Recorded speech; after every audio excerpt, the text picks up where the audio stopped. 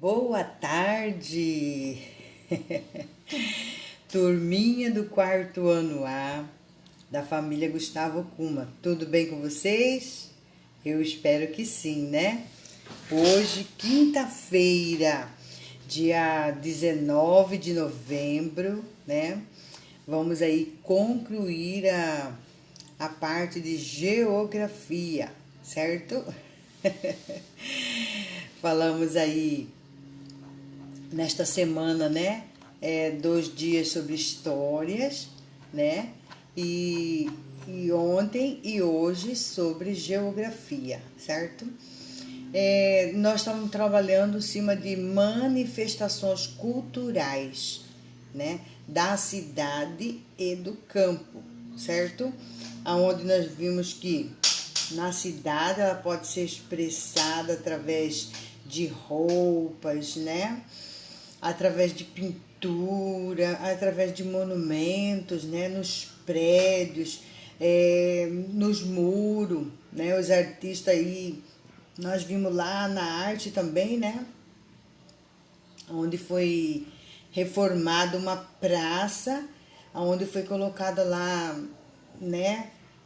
Vários monumentos, pessoas representando as danças cuiabana, né? Então ali é uma forma artística, cultural na cidade, né? Também ali na entrada de Poconé nós vimos também, né, lá na arte, aquela pintura que foi feita no muro, certo? E quando se diz campo, né, são aqueles que estão lá longe da cidade, né?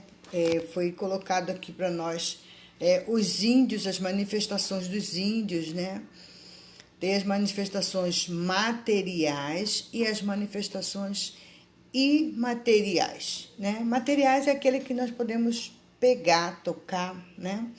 E materiais é aquele que nós podemos ver, sentir, né? Então, por aí, hoje nós vamos ter somente desafios, né? Nós fizemos a leiturinha lá de ontem em cima dessas manifestações e hoje vai ser somente desafios, tudo bem? Então, bora lá. Você conseguiu entender a diferença entre as manifestações culturais da cidade e do campo? Foi o que eu acabei de, né, reforçar. Observe nas imagens a seguir exemplos dessas manifestações na região mato-grossense. Então, vamos lá. A primeira aqui, né, nós sabemos que é o grupo ribeirinho, né? E eles representam essa cultura através da dança, né?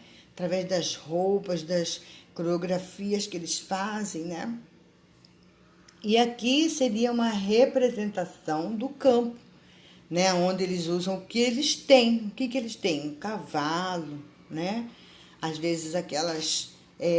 o que eles têm, eles vão usar para poder representar as manifestações culturais, certo? Então, bora lá. Esse aqui é um dos tipos que tem, né? Nós vimos no dia de ontem, né? Na página anterior, outros tipos, que seriam as pinturas, monumento, né? Ok? Então, bora lá. Desafio de geografia. A partir das imagens apresentadas no texto. Então, não é só essa aqui, né? É aquela que nós vimos ontem também. Foi possível perceber a diferença entre as manifestações culturais da cidade e do campo? Aí comente. Então, vocês vão comentar, né? De que forma que é representado as manifestações culturais na cidade e de que forma que é manifestado as manifestações culturais no campo, beleza? É isso aí que é essa primeira pergunta aí, certo? Então, vocês vão descrever. Pode olhar as figuras, tanto essa aqui como a que nós vimos ontem, e descrever, tudo bem? Então, bora lá. Número 2. Observe as imagens e responda qual tipo de manifestação cultural está expressa em cada uma delas. Material, que é aquela que nós podemos pegar, ou é a imaterial, que nós não podemos pegar, certo? Então, essa primeira aqui, é uma dança. Nós podemos pegar a dança? Não, né? Nós podemos observar, sentir emoções, perceber a mensagem que está querendo passar, mas tocar nós não podemos. Então, ela é imaterial, certo? E aqui, esse monumento, né, do Cristo, ele é tocável, né? Então, ele é material, certo? Esse daqui são os instrumentos usados pelos índios, né? Então, ele é material. E esse daqui, que também é uma dança, acabamos de dizer, né? A dança você se emociona em ver tudo, mas você não pode tocar, pegar. Então, é imaterial, certo? Então, os desafios foram poucos, né? Porém, é necessário ler aí os enunciados, certo? Para vocês poderem responder de forma correta, tá bom? E amanhã é dia 20 de novembro, né? E que comemora-se o Dia da Consciência Negra. E nós não poderíamos deixar de falar sobre este assunto tão importante para nós. É tão importante que ele é feriado nacional, né? E então isso significa que amanhã, sexta-feira, dia 20 de novembro, não teremos aula, certo? Por quê? Porque amanhã comemora-se o Dia da Consciência Negra. Mas afinal, o que é a consciência negra, né? Então eu vou fazer uma leitura para vocês. O que é uma consciência negra?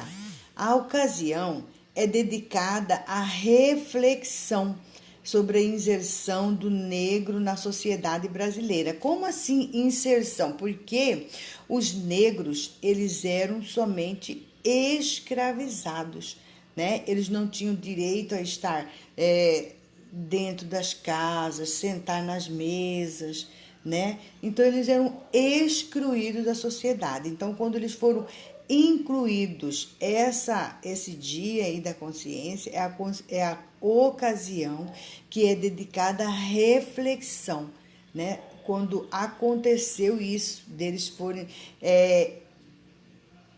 acontecer a inserção. Nós sabemos que até o dia de hoje ainda acontece muitos preconceitos, né? Ainda existe muito racismo e por isso até o dia de hoje perdura, né? Essa consciência negra, né? A data foi escolhida por coincidir com o dia atribuído à morte de Zumbi dos Palmares, em 1695, um dos maiores líderes negros do Brasil, que lutou pela libertação do povo contra o sistema escravista. Então, ele foi um dos, né? Houve um anterior a ele e ele sucedeu e ele ajudou muitos negros, né?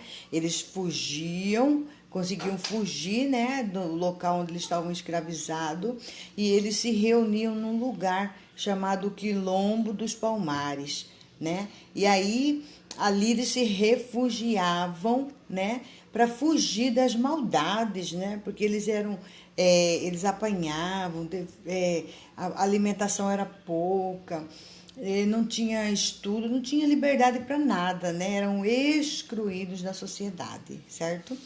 E quem foi o Zumbi dos Palmeiras, afinal, né? Ele nasceu em 65, comandou o Quilombo dos Palmares por 15 anos e liderou a resistência de milhares de negros contra a escravidão. Durante a sua liderança, Palmares enfrentou diversas batalhas para defender o território e a liberdade dos negros no Quilombo. Em 94, o Quilombo dos Palmares foi descoberto, né, e destruído pelo governo durante uma expedição comandada pelo bandeirante Domingos Jorge Velho. Apesar de ter resistido, Zumbi foi capturado e morto 1 ano depois, em 20 de novembro de 65. Ele foi assassinado pelo capitão Furtado de Mendonça, em cumprimento das ordens de Domingos Jorge. Zumbi foi decapitado e a sua cabeça foi exposta em uma praça de Recife. Porque, como exemplo, para dar medo para os demais, né? Mas nós sabemos que a luta não foi em vão, né? E que ocorreu aí a liberdade, né? A Carta de Alforria para os negros. E hoje eles têm uma liberdade de estar entre a sociedade, né? Apesar que ainda existe muita preconceito, né? Mas eles estão aí, né? Com a sua liberdade, tendo sua família, sua casa, certo? E aí vamos ler aqui, né? Dia da Consciência Negra, 20 de novembro. Zumbi é essa pessoa que está aparecendo nessa figura aí, né? Símbolo da resistência e luta contra a escravidão. Lutou pela liberdade de culto, religião e prática da cultura africana no Brasil colonial, certo? Então, nós não poderíamos deixar de falar um pouquinho sobre, né, o Dia da Consciência Negra. Então, amanhã nós não teremos aula, certo?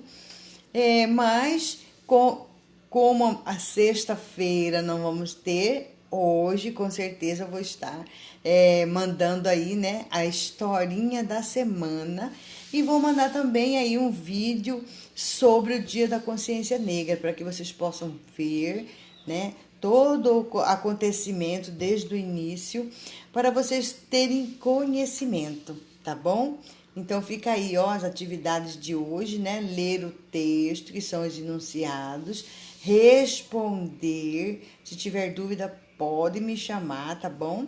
Assistir o vídeo sobre o Dia da Consciência Negra e, claro, ouvir a historinha da semana.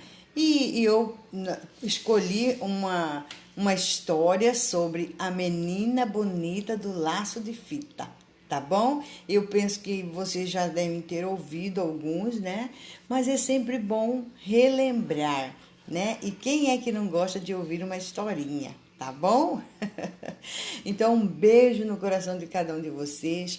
Um ótimo feriado, um ótimo final de semana. Aproveitem bastante, brinca e gasta as energias do final de semana. E na segunda-feira começamos tudo novamente, tá bom?